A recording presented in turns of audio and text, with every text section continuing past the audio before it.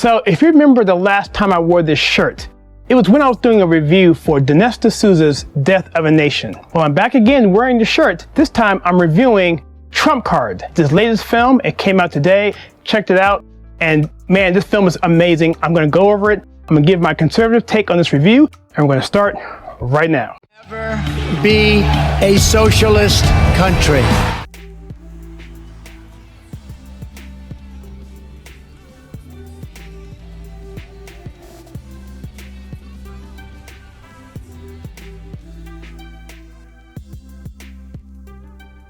Hi, my name is Kyle, and this is The Conservative Take. Here we take movies, TV, and culture, and we filter it to you the right way. This time I'm doing a movie review. I love doing movie reviews, and I love doing movie reviews involving conservative content. And Dinesh Dsouza is the finest of all of them. So if you're unfamiliar with the way I do my movie reviews, please click the link right here, and that will explain everything.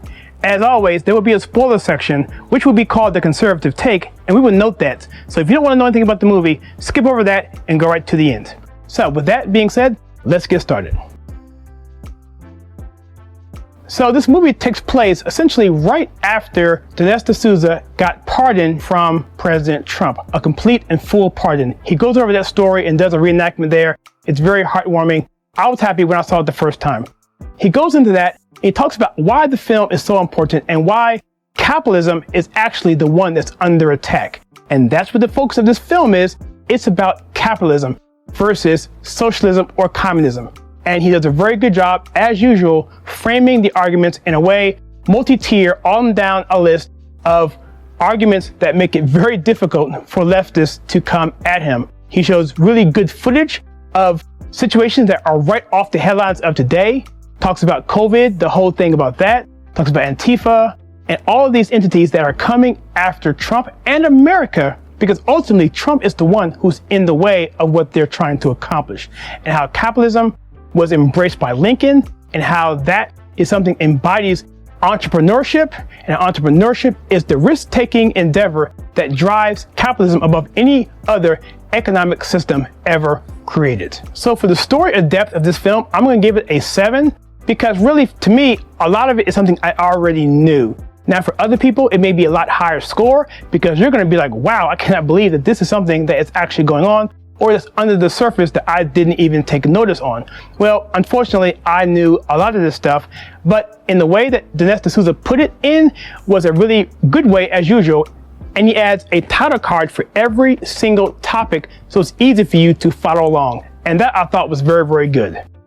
For the emotional impact of this film, I'm going to give it an 8, simply because it's pretty touching in a lot of different ways. It's sad, it makes you angry, it makes you scared, it makes you happy, it makes you optimistic. And what Dinesh Dsouza does is he does these montages of historical elements, reenactments, and he really drives up the emotion there, and he really gets you scared and nervous. And the beginning of it is pretty frightening, which I'll talk about a little bit in the conservative take. For the category of intangibles, I'm gonna give this film a 10 because the information is so valuable. The voice actor of Trump is hilarious. You can tell it's not him, but it's just hilarious.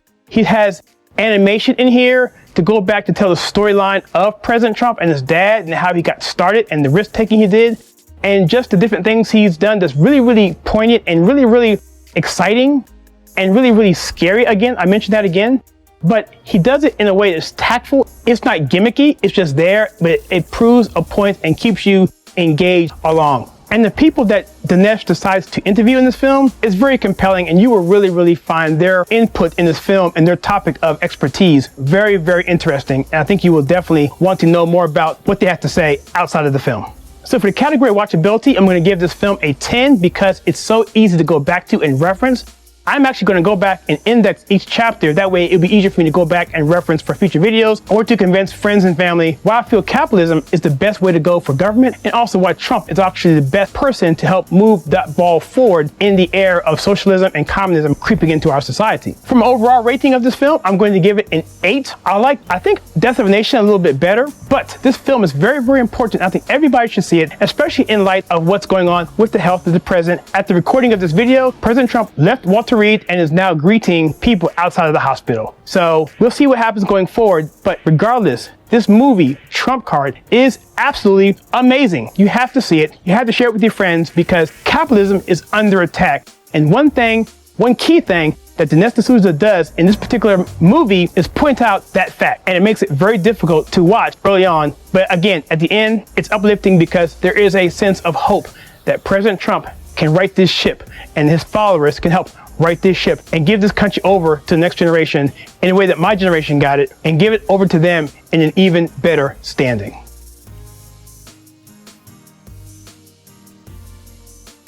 So this now is my conservative take. I'm going to go over the film at a high level, kind of give you some details and what to look for, what to expect, and why you should see this film in a more detailed manner. Oh yeah, and by the way, be mindful of spoilers. So in this film, it starts off in the very beginning with a person being tortured by a person you don't know who it is. He's got a tie on, but it's supposed to be the deep state. It's a dystopian type feature of a person, well, having to comply. I wouldn't recommend kids seeing this part of it. It is a little bit scary, but yeah, they can get past that if you can cover their eyes and their ears. They'll be fine. The rest of the movie is pretty tame by comparison, if you want to take out the Antifa footage, of course. Anyway, I'm getting ahead of myself. So anyway, it's this dystopian feature in the beginning, and they talk about that and how it's very important, how we need to be free thinkers and also not allow socialism to get into this country. He gets some imagery about like the communist flag over the Capitol building, just really creepy type stuff. And so yeah, so look out for that. After that, it goes into Abraham Lincoln coming into DC after being elected president, and he basically says, look, Lincoln was coming in to let people see him, but really he was checking the people out to see if they were going to be able to handle what was to come, the hardships of what were to come, because Lincoln was going into a country that was volatile, on the verge of outright civil war. He mentioned how Lincoln was all for the US patent laws and how he was totally for capitalism because that was really the way to move freedom forward. He talked about how bold Lincoln was. In fact, he even threatened the Confederacy that if you kill any black soldier, we will kill one of your soldiers who are imprisoned. And that was the kind of mentality that Lincoln had, saying, look, you got to be tough on these people because if you don't, they will continue mistreating you forever. And one thing President Trump is tough. And so that is something that I'm glad he put in there because people want to say, well, he's so mean, he tweets so meanly. What's going on? That's because Trump understands that the left only understands one thing, and that's strength and coming at them with strength. So Dinesh goes on to talk about socialism in its different forms, how India had it and got rid of it, now they're doing better, how China got rid of it and now doing better, but yet they kept on to the communist one dictator rule, which is a little bit different. But capitalism was embraced by the communist China. Also, he mentions how the leftists like Bernie Sanders and AOC want to talk about Denmark, Scandinavia, and Norway as far as their favorite socialist countries, all the while ignoring Venezuela, which is not doing very well. But how, more importantly, Bernie and AOC and the rest of these leftists failed to realize that Denmark and those guys don't even think of themselves as socialists. The fact is they embrace capitalism and therefore are not a capitalist country. In fact, what they have is a consumer-based tax system in which they tax everyone equally based on what they consume. Sort of like a fair tax. So he goes in and talks about the differences between capitalism and socialism. He calls it the Capitalism Manifesto. He brings in different issues. He talks about identity socialism, what AOC and the left are so big on now. It's identity socialism, which is nothing more than socialism mixed in with identity politics. Dinesh lays the claim that capitalism is a true measure of social justice. He brought in various groups that are typically considered Democrats: blacks, gays, Latinos, women, and he brought them one by one and told them the issues as to why each one is segregated out to be a Democrat. Blacks should be victims, women should be for abortion, Latinos, how immigrants should allow illegal immigrants to jump in front of the line, even though that's unfair. He brings on examples of people like Terrence Williams, who's a black man who was coming from a very bad environment, but then realized based on his mentors that he should pick himself up, not blame people, and do, because otherwise if you blame people, you will never get ahead. He went and talked about the radical Muslim movement and how they're trying to come into this country and infiltrate the media and trying to push their agenda behind the scenes. So here's the interesting point. When it came to Muslims, Dinesh asked a conservative imam what it was with Muslims and why would they vote for a liberal who is everything against them in terms of religion, culture, spirituality, morals. Why would you vote for that party versus the conservative parties who more align with your belief system? He said because, number one, conservatives scare us because they are principled. We don't want to deal with them. But we don't mind dealing with the liberals because they can be controlled and manipulated very easily. And that was very profound. So they're using leftist agenda, liberal agenda, as a gateway into this country to destroy America. And that's a key point. I'll leave that for you to see for yourself.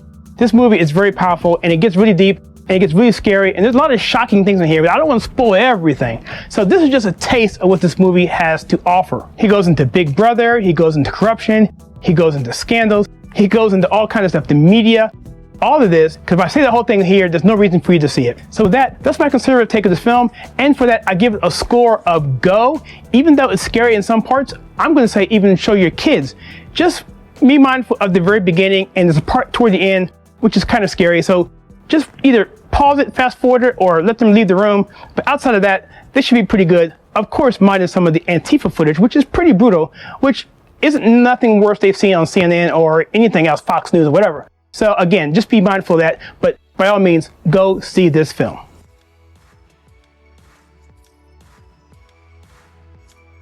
So for my final take, I give Trump Card a 16.75, which translates to 3.5 stars and a go. Absolutely go see this film. I'll leave a link below where you can order it online and you can check it out for yourself. You can own it, stream it, get the DVD as well. That'll come to you later, but you can watch it right now as of the recording of this video. So go check it out. It's highly rated and 3.5 stars is about as high as I give a film. It's even higher than what I gave Uncle Tom.